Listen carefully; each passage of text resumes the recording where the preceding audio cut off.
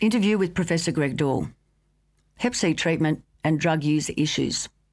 Can you have Hep C treatment if you have been diagnosed with liver cancer? Generally, treatment of hepatitis C is not recommended for people who have liver cancer.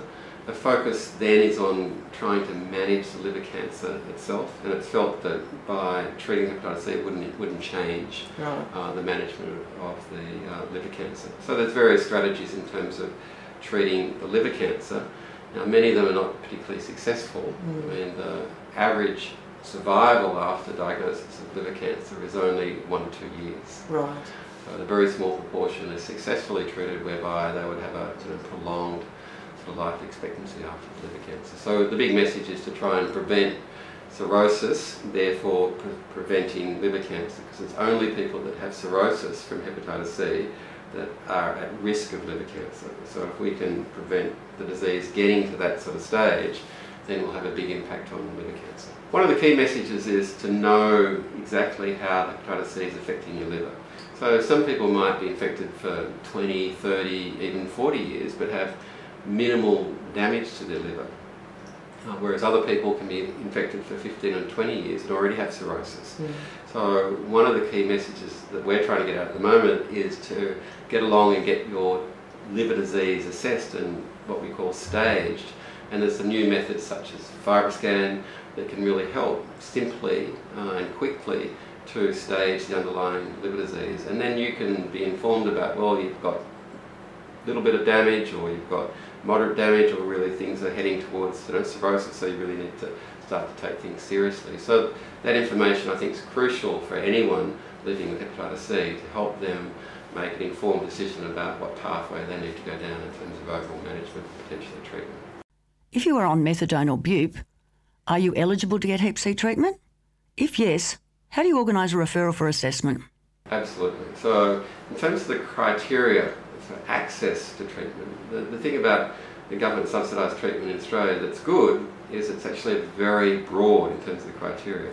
So as long as you've got evidence of chronic hepatitis C, as long as you're aged 18 years or older, then pretty much you can get access to the treatment. So it doesn't matter whether you're receiving methadone or buprenorphine. It doesn't matter whether you're still injecting or not. You can still access the treatment. Now that is important in terms of not excluding certain groups of people with hepatitis C, but what's also important is we have to build up the treatment infrastructure to make sure that access is improved for people on methadone and buprenorphine. That's why we're trying to roll out clinical services in the methadone clinics.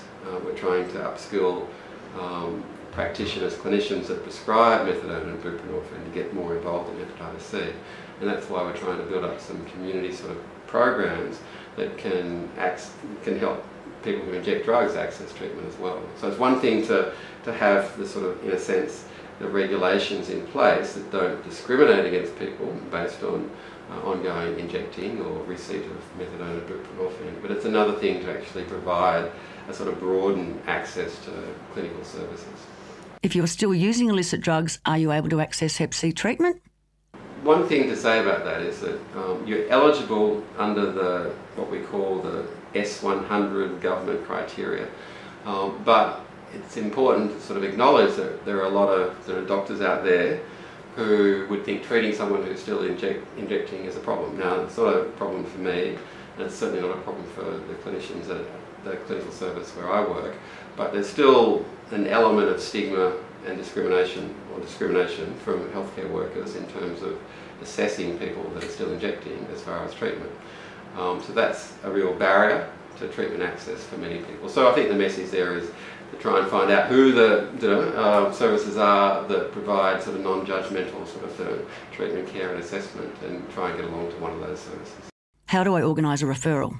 Mostly it's still done through general practitioners that are primary care based sort of practitioners. So for example, at our major clinic at St Vincent's, we require a GP sort of referral, but we have other services. For example, I do a clinic at the methadone clinic, and I do a clinic at a community-based clinic, Kirkland Road, and those services don't require GP referral. So it varies depending on where the service has been established.